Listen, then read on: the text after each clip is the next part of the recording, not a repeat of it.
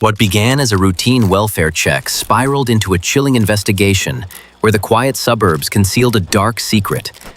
And it was technology that ultimately exposed a calculated killer hiding in plain sight. Join me as we piece together the timeline, examine the suspects, and follow the digital breadcrumbs that led investigators to the truth. Let's begin. It was a gray Sunday morning in December 2021 when police responded to a welfare call in Oak Ridge, Tennessee.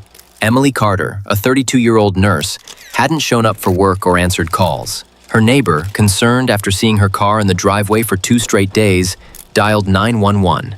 Officers entered her modest home to discover a harrowing scene. Emily was found lifeless on her living room floor, still in her scrubs, a dried pool of blood beneath her head. There were no signs of forced entry or robbery. Her purse, wallet, and phone were untouched. To the untrained eye, it could have been an accident. But seasoned detectives saw something else. The position of the body, the oddly arranged furniture, and most crucially, the subtle absence of anything indicating a struggle. This wasn't random. It was staged. Emily Carter lived alone, but was close to her twin sister, Erin, and had recently ended a tumultuous relationship. Her colleagues described her as kind, reliable, and always composed. At work, she had mentioned someone had been following her, but never said who. Autopsy reports later confirmed the cause of death: blunt force trauma to the back of the head.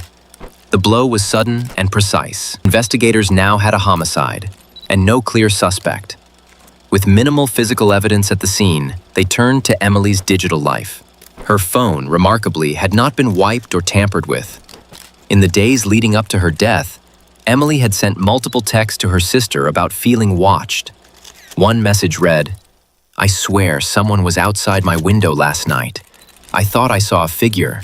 I'm probably being paranoid, but it's creeping me out." Investigators began by identifying anyone who might have wanted to hurt her. Emily's recent ex-boyfriend, Daniel Royce, quickly drew attention. They had broken up just 2 months earlier after a year-long relationship that had become increasingly volatile. Emily's friends said she had confided that Daniel had issues with jealousy and control. However, he had a solid alibi. Security footage confirmed he had been at a bar with friends the entire evening she was killed. Still, something felt off. Police retrieved footage from nearby doorbell cameras and found something suspicious. At 2:41 a.m., the night of the murder, a dark sedan was seen pulling into Emily's driveway. The car had its headlights off. The person who exited was wearing a hoodie and moved with cautious, deliberate steps. The vehicle matched a car registered to someone named Kevin Mallory, a name that hadn't come up yet. Investigators quickly traced the connection. Kevin worked as an IT contractor at the hospital where Emily worked. When police questioned him, Kevin claimed they barely knew each other. "She was nice," he said, "but we weren't close." But when detectives examined Kevin's social media, the story unraveled. He had been following Emily on Instagram, liking nearly every post. Further analysis of his accounts revealed dozens of comments on her photos. None reciprocated. More disturbing was a fake account he had created under a female name, which he used to interact with her privately. The deeper police dug into Kevin's digital footprint, the darker it became. On his laptop, they found hundreds of saved images of Emily, many downloaded from her public profile, others that were candid photos taken without her knowledge. There were screenshots of her messages, posts, even GPS-tagged photos from when she was on vacation. It wasn't admiration, it was surveillance, but Kevin still denied any involvement in her death. "I was home that night. I have nothing to do with what happened to her," he insisted. When asked to provide his phone, Kevin hesitated, but eventually handed it over. Forensic experts examined it and discovered he had recently deleted his GPS data and several apps, including a navigation app that kept location history. Fortunately, digital forensic tools recovered the deleted records.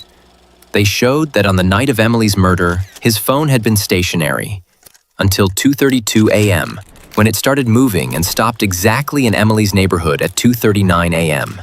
It left just after 3 a.m. Kevin's alibi crumbled. Surveillance from a gas station a mile away captured him filling his car at 3:12 a.m., appearing sweaty and agitated. He didn't use a credit card, he paid with cash. The final blow came when police matched the tire impressions found in the dirt near Emily's house to Kevin's car. It was a near-perfect match. a warrant was issued for Kevin Mallory's arrest. During his second interview, police presented the evidence, the GPS data, the surveillance footage, and the disturbing digital files on his devices. Kevin broke down. He confessed to being obsessed with Emily, saying, "She didn't know I existed. I just wanted her to notice me. But when she blocked my fake profile, it felt like I was erased. I didn't matter." He admitted to using a stolen house key he had made from a brief visit to her home months earlier, during a staff social gathering. That night, he waited in the shadows until her lights went off. He entered through the back door and struck her once with a steel baton he had hidden in his coat. She never saw it coming. Kevin Mallory was charged with first-degree murder, unlawful surveillance, and cyberstalking. He never went to trial. In a shocking turn, he entered a guilty plea to avoid the death penalty. The judge sentenced him to life in prison without parole, calling it one of the most disturbing acts of digital obsession and premeditated violence she had seen in her courtroom. Emily's sister Erin gave an emotional statement in court. "He turned my sister's life into a movie in his head, one where he was the main character. But this wasn't fiction. This was Emily's real life. And now, she's gone." Emily Carter's story is a haunting reminder of how obsession, technology, and secrecy can combine in dangerous ways. In the end, it was the digital trail Kevin tried to erase that brought justice to Emily and her family. Thank you for watching this in-depth look into the tragic case of Emily Carter. If you found this case compelling, make sure to like this video and subscribe for more true crime stories posted every night. Until next time, stay sharp and stay vigilant.